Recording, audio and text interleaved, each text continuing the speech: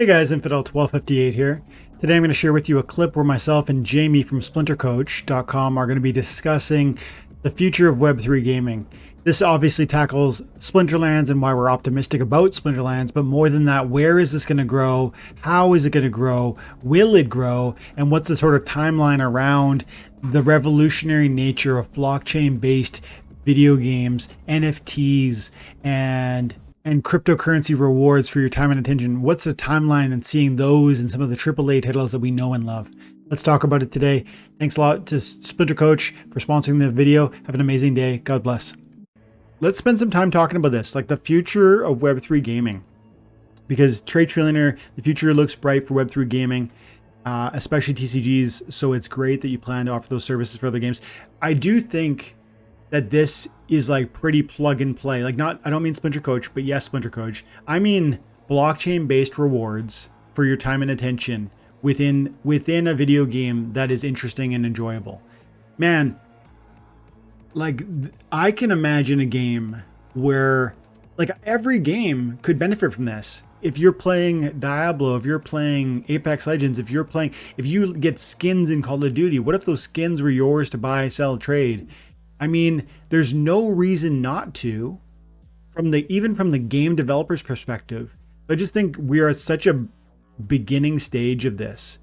Is that your sense, Jamie, or do you feel like, and if we are at the beginning stage of the launch of blockchain and NFT within video games, what does that timeline in your mind look like? Are we 10 years away from this being common? Are we 20? Is it like, talk to me about that. Yeah. So a couple of quick thoughts, and I can talk about Web3 and blockchain gaming forever. So you might have to cut me off. But what I'll tell you, the way I look at Web3 gaming is the same way I look at good stocks in the stock market, is that I'm very confident that Web3 gaming is here to stay. It's going to be successful over the long term. I can't give you a time frame though. I really don't have a sense on, if you would have asked me last year, I would have told you that by this year, we would have at least one really compelling AAA Web3 game in market, and we don't. Mm-hmm. But what I think is, first of all, if you kind of go back, I think there's going to be a Web3 native, there's going to be a set of Web3 native games that are going to do this right? Mm-hmm. And then there's also going to, at some point, I think some of the existing Web2 gaming brands are going to need to figure out how to crack this code. I think that ladder is going to move a bit more slowly. I don't think Ubisoft did anyone any favors with their Ghost Recon, launch of Digits. When was that? 2 years ago?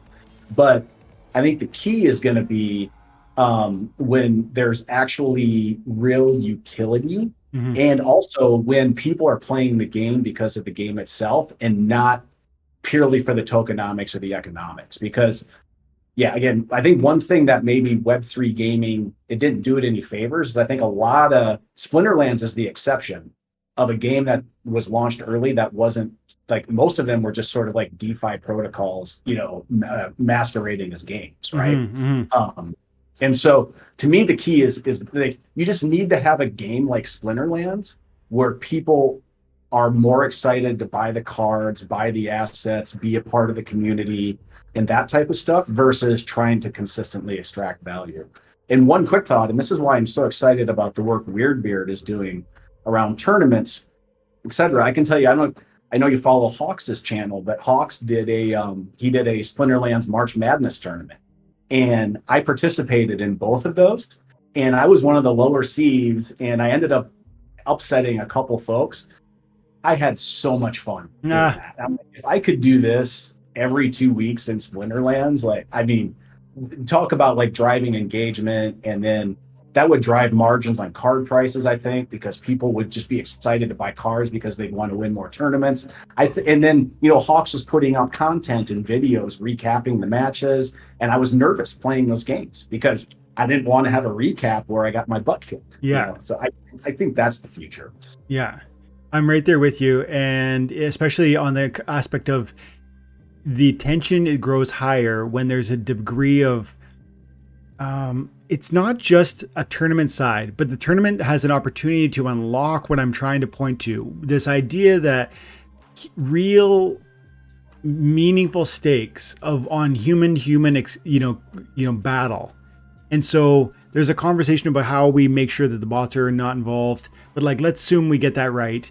The idea of like tournaments bring an opportunity of stakes that are greater than the 2 cents, right? Like, let's say if I beat you in a rank battle, I'm going to get 5 SPS in champion. And that's awesome. I love that. To me, that's really meaningful. I think SPS is going to one day be $1. And so that's a really significant reward for per 2-minute battle. But I'm saying, from the perspective of like the world, mostly they're not thinking that way, and they're like, okay, 10 cents, who cares? And then tournaments come along, and there's like tens of thousands, hundreds of thousands of SPS available in certain situations, or packs, or resources, and I think that is going to be an exciting path into making this bigger and growing that attention it's drawing. Because man, there's 2 things there. One, there's a passion from the tension, because I feel that in Guild Brawls. I've been talking about how Guild Brawls lately are like my favorite part of this game, because in Guild Brawls the stakes are higher. Like, I can get 150 SPS, and so can all my friends if we play well. I can get 6,000 merits, which can buy me gladiator packs, which can give me unique advantages for future battles that are now even impacting my rank reward. So I'm loving it. The stakes feel high and substantial. I'm interested, and I'm nervous when I battle, like you alluded to in that tournament you participated in. So yeah, there's something unique and special about this, and we need to get it right. And I think Weird's the guy, so I'm excited for that too. Yeah, and it's interesting. It's moments like that I think, at the end of the day, if you break this down from a business and marketing standpoint, first of all, Web3 and asset ownership is it's such a basic consumer benefit for gaming companies, that I think once the light bulb goes off for gamers across the board, I just think they need to really truly understand it. I think the market's just going to kind of pull gaming companies to do this. Mm-hmm. But the other thing too, from sort of like an emotional attachment, is what will drive, higher margins and more profitability for these gaming companies. And so, to your point, like, you get nervous for Brawl, or for Guild Brawls. Mm-hmm. I do too. But I was really nervous for that tournament. And what's funny is there was money on the line. There was crypto on the line to be won. I didn't even think about that. I was nervous because I knew that my matches were going to be broadcast to the community. I knew other humans were watching this. Yeah. And I felt like that beating my chest when the matches would start, because there were stakes beyond just monetary that were on the line for me. Yeah, you're right. You're actually pointing to something I feel too within the Guild Brawls, because my teammates can see my battles and they see my overall performance. So they want me to do as best I can. In fact, Time and Attention has recently been aiming at some like higher performance. Like, we're inviting the guys to like maintain well above 500 in those brawls. And we're actually moving people around. Like, if maybe tier 4, if we can't carry that capacity, because we really do value that high level of competition. So I'm like white knuckling. I'm like, come on, like, I want NRG or RNG to work in my favor. I want the right splinters to come up. And when they do, and I'm truly pumped. And unfortunately, the Guild Brawl videos like are not ones that people mostly want to. The viewership is just not there, unfortunately. But I love it, so I'm going to keep putting it out once a week. But yeah, I can tell from the views on the channel, people want to hear about like the economy and the future and that side of it more than they want to see but I love it. I love it too much to walk away from it. And more than that, as we grow that experience and make it more and more desirable to be within, because the rewards grow, but also because the experience is enjoyable, I think we grow in a group of people that are then eager to watch it. So it's almost like, if you build it, they will come. So I'm gonna keep pushing that, because man, I love it. And this game is fun, man. This game is fun. So let's be excited about that side of it, not just the economy or whatever either. Absolutely. And that's the thing. There's 2 sides to the coin. The game I think we're going to have a number of successful Web3 games over the long term. And like the minimum must have is these games must be fun to play, right? But then the other side is, it's funny. I'm someone who I lean all in on gameplay, and then for me, the tokenomics and the earning are kind of just a nice little cherry on top. Mm-hmm. And but I do know, and it was kind of eye opening. I think Yama Matt put the post out, like his point of view, and he's right, is that they got to lean in. This was when they were talking about bots. I don't remember the exact words he put in his response to that. Let's make modern sans bots. But the essence of what he said is that what makes us special is we're a fun game to play, and we have the tokenomics and earning, And so I think that those two sides of the coin are going to ultimately be the special sauce for this. Yeah.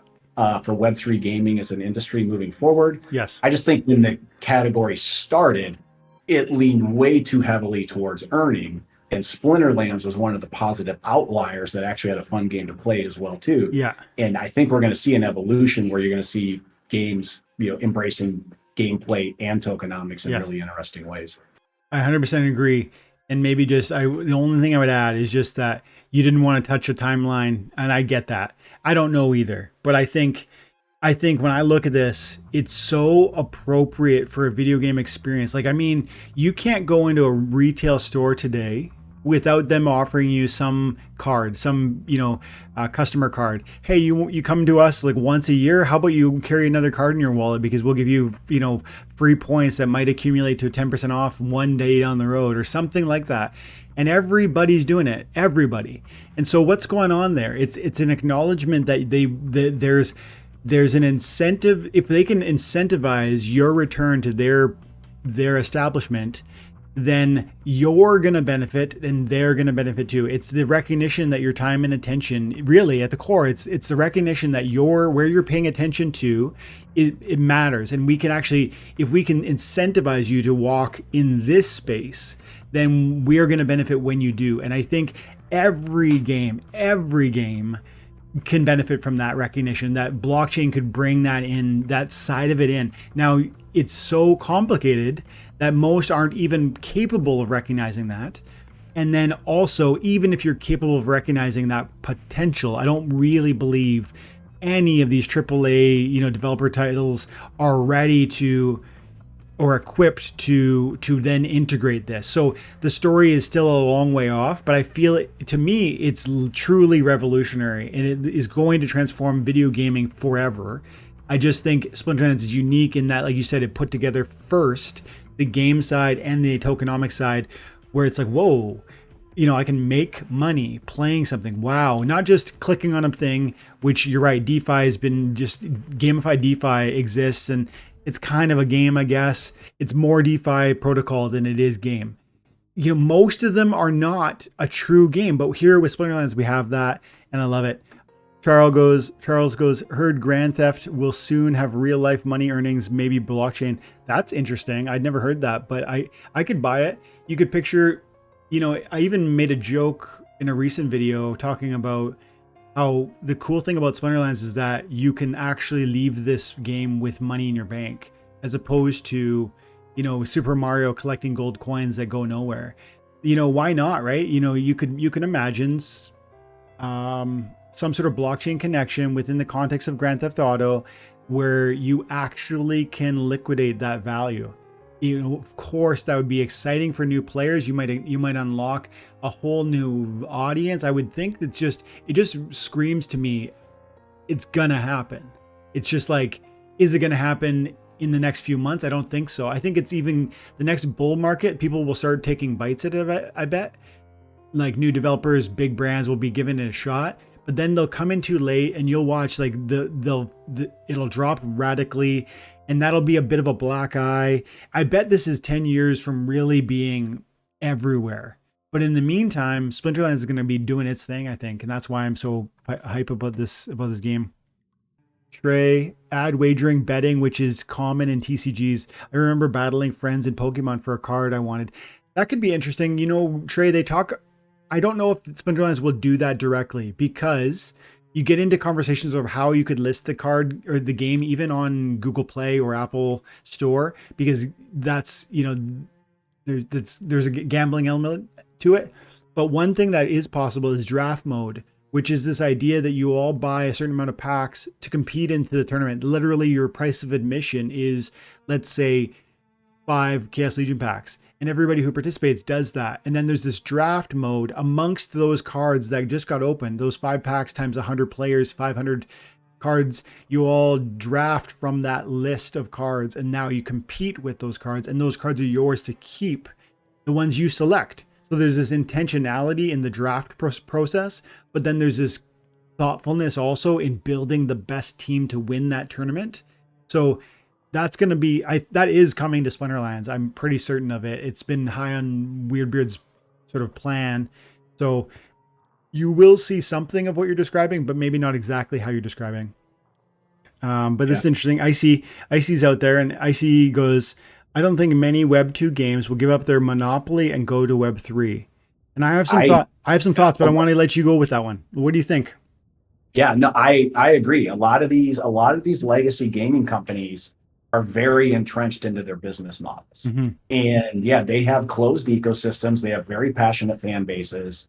And yeah, they're going to need, I think, a bit of sort of like a gamer-led or a consumer-led pull to pull them into this space. And what I think is going to happen is, I do, like you and I have been saying, the Web3 gaming industry it's gaining traction. It's going to continue to gain more traction.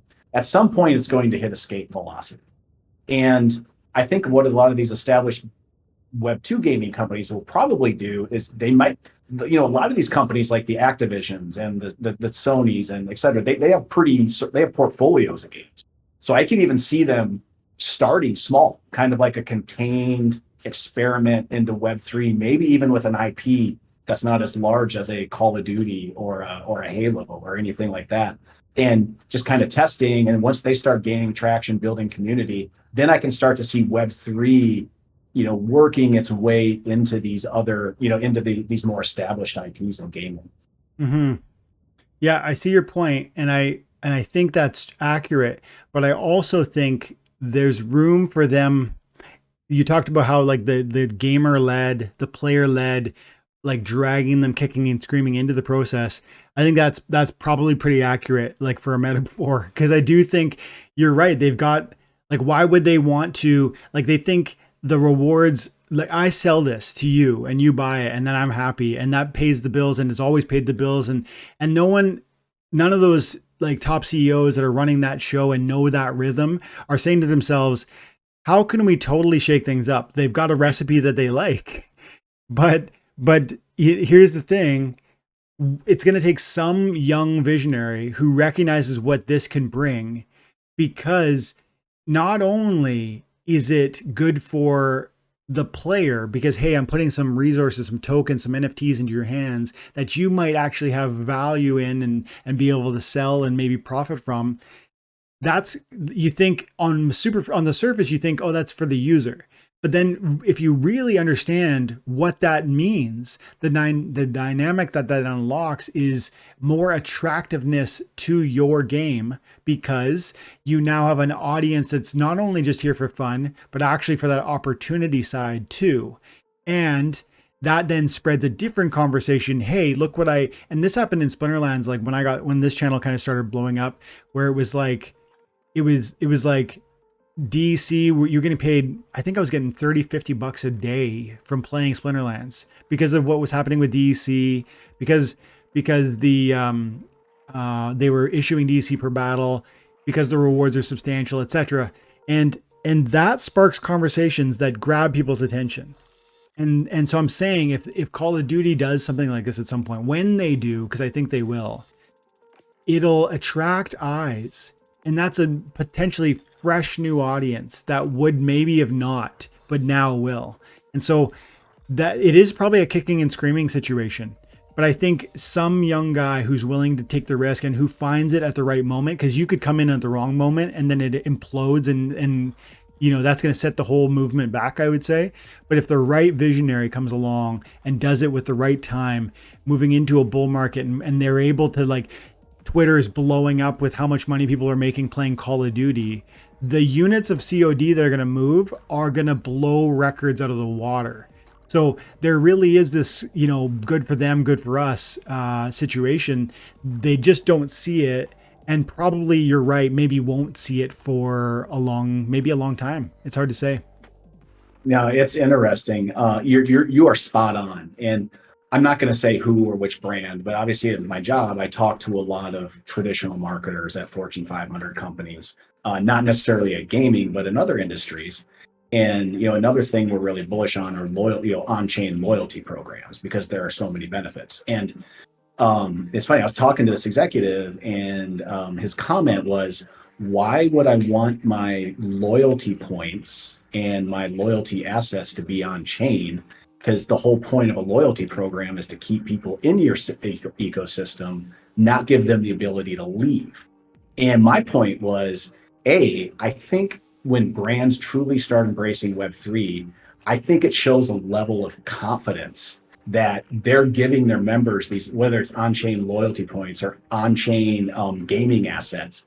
But how confident does a company have to be when they say our game or our loyalty program is so compelling that we're going to give you an exit door if you want it, but we don't think you're going to take it because we have so much to offer. Yeah. And then the other side of that is, if someone does want to exit, okay, they're exiting. They don't want to be in your program anyway. But guess what? They're selling to someone who wants to be in your program. Yeah. Whether that's someone new coming in, or maybe it's someone who's trying to become a whale within your ecosystem, whether it's loyalty or gaming, it's going to make them even more engaged. So I think you start cultivating super passionate members versus these almost like zombie non-participants in your ecosystem. 100%. And there's, you can imagine all kinds of little perks that could be wrapped up in the collection of more and more of the points.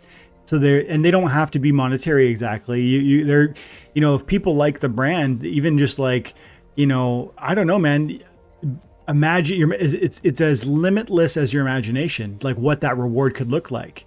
And maybe it's, I picture McDonald's related stickers that your kids can have. They buy X amount of Happy Meals, they get Happy Meal points.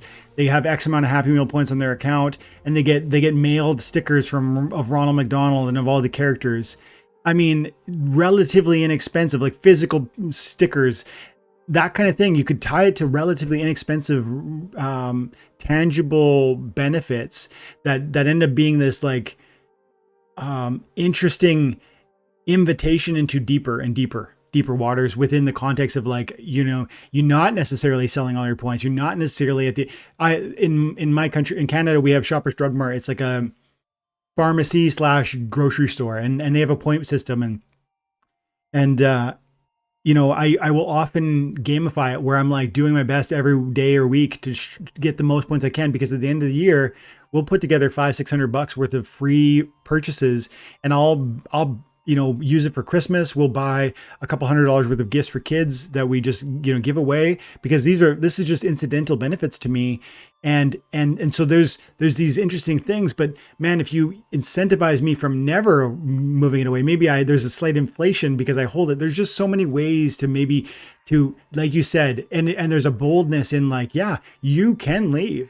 Like that's the cool thing about Splinterlands too, actually. Let's wrap it back there, because people can leave Splinterlands anytime they want. And recently there's been some people who have, my buddy Jim Morgan has, in some sense left, and he sold his cards. And I saw a comment today, which I did a video on, which I'll send out in a couple days here, guys. It was like, CryptoZard and Bex actually dropped a comment on my channel, which they are YouTubers, go check them out. And they had feedback for me about recently me saying to people, the thing about Splinterlands is if you're frustrated, if you don't believe in the future or the fun or direction of where we're headed, you can actually sell your assets. And that's a beautiful thing. That's actually part of the revolutionary nature. It's like you just said, Jamie, when you're talking with that company, there's a confidence that's being depicted in that. I'm trying to depict a degree of confidence in that, where I'm saying, I don't want you to leave, but look, isn't it really amazing that you could? I think we are doing a disservice if we don't put that right front and center, because that's actually part of why this game and this space is so revolutionary. So let's not shy away from, because we're worried they'll leave. Let's actually celebrate that because it's really awesome that when you're done, you can leave. What do you think about that? Yeah, I'm 100% aligned. And something you said earlier too is something else that I think that the mainstream is beginning to wrap their head around. And that's the fact you were talking about how brands or companies or games can essentially offer almost whatever type of utility they can imagine for asset holders in their ecosystem. And that's, I think, I think there are a number sort of like light bulbs that need to go off in order for this industry to truly hit escape velocity. And one, like, you would be amazed how many non-Web3 people I talk to in corporate America that still think of NFTs as nothing more than like monkey JPEGs and, unstable stable coins. Yeah. And they start to realize that no, they can actually, an NFT is really just a piece of technology that proves digital ownership of something, whether that's a Bored Ape picture, or maybe it's just an asset that says, hey, you get free tickets to concerts for a year. So like companies, once they really embrace the technology, are going to be limited by the talent and the imagination of their business groups and their marketing departments and how they leverage this. Absolutely. And I'm so excited for like the next like revolutionary mind to grab hold of this and bring it in across the finish line. Cause it's like, I think when I think about like revolutionary minds, I think about like, Musk and what he's doing with like Boring Company and with Tesla and with SpaceX and even that, I forget what it's called, the like Mind Project, like where they're like doing brain manipulation to like, sorry, my dog's defending the home. But he's just doing so much. And I think exciting new people are going to come to this space and they're going to run with this technology in ways that we can't even imagine. I think it's already happening. I think Splinterlands is part of this. I actually think it is. I think people don't truly respect what Splinterlands is because it hasn't got to its end point yet. And so it feels like, it's cute. It's got, 10, 50,000, people playing this thing. Oh, that's cute. It just feels it doesn't feel like, what's the word? It doesn't feel like, I don't know, real maybe, but over years and with more and more of those stories where people do find they took real value and they put it in their bank, and that starts becoming more and more common of an experience. And more people walk through bull cycles and see that they saw appreciation, and the player base grows because it is a quality game, and the quality gaming experience is growing, like we talked about with different tournament experiences or guild brawl battle experience or whatever the case may be. It's like we're so early in what this even is, and the revolutionary people and minds are starting now to kind of run with that ball. But man, I'm so excited to watch this over the next 5 to 10 years and see where that goes. I agree. And Splinterlands, I mean, again, it already is essentially an OG in the space, right? In the Web3 gaming space. But I think when we do hit that next bull run, and again, I keep using the term escape velocity. I keep waiting for Web3 gaming and just Web3 in general from a utility technical standpoint to hit escape velocity. Yeah. I think Splinterlands is going to be looked at. It's good. I wouldn't call it slow and steady because it's not slow and steady, but it's very consistent. It's consistently good. They may not meet all of their deliverable timelines, but they deliver and they bring us new things and new utility. They have a very integrated ecosystem. And then you look at the core team, the Agrodes, the Mats, like Weird Beard, Chatter. They're gaining so much specific knowledge. But through the 5 years they've had this game live on what it takes to run, maintain, and build a successful Web3 ecosystem. That's why, I mean, again, I'm not in this for financial reasons. I love the game, but it gives me a little warm fuzzy to know I've got a bit of a financial stake, and that's the team that's leading the way. Yeah, that's it. That's a great way to wrap that sort of comment. It's like, you're not in it for the financial. You are here because you find it fun. And that's why I say on the channel so often that you should understand, you should ask the question regularly whether you think this game is fun and if it has a future, because there are two sides to it. And it's okay if you don't really care about the financial side, you're just here for the entertainment. But it is wise to kind of look at both sides, but then the whole like loose hands on these things. You don't need it to be the most crazy money-making opportunity for it to be fun. If it's fun, that's one amazing thing. Just enjoy it for that. And I have friends like Gathering the Magic, raising a great YouTube channel. Go check him out, guys. He'll talk about how he enjoys the bronze experience. He bought a $10 account. He puts no extra money into it except for what he earns by playing. And he'll stretch that in creative ways, like using Splinterforge to access a few Forgium with a bronze level deck that then sell into DEC, which then afford a few rentals or a few card acquisitions. He's loving that experience, like truly enjoyable with it.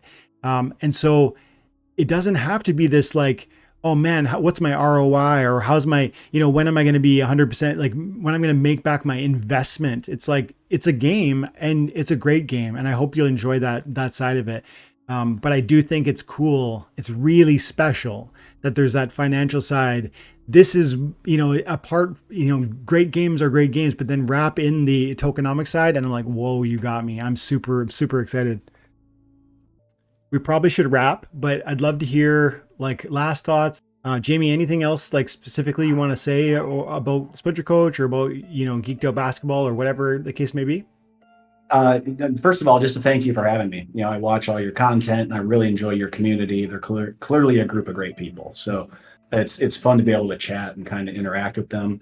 And then, no, I'd say, if anyone wants to, probably the best way to interact with me, you can check out my YouTube channel. It's Geeked Out Basketball. And then in the link to all the videos I do now, or links to all the videos I do now, I put a link to Discord. I have a Geeked Out Basketball Discord, and which is a game I'm developing. I haven't launched it yet, though. I'm still developing it.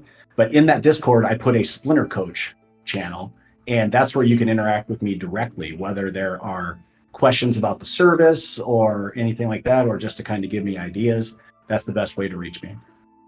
And Blaze dropped the last comment here. He goes, signing up for the VIP right now. He goes, love it, Blaze. You're going to enjoy it, buddy. And Jimmy, really sincerely appreciate you coming to spend a couple hours here and chat. It's all things Splinterlands and to kind of walk us through the product a little bit. I really am loving it. Thank you for even reaching out in the first place. Yeah, maybe we'll leave it there, but love to have you come back on sometime, or maybe pop over to your channel and we can talk about things too. And guys, check out Geeked Out Basketball, the YouTube channel. Do yourself a favor and go like and subscribe over there too. And before we go, please drop the thumbs up, because other people are going to see it because you do. Appreciate all of you guys out there. Now done. Thanks for the sign up on that bronze, but appreciate you.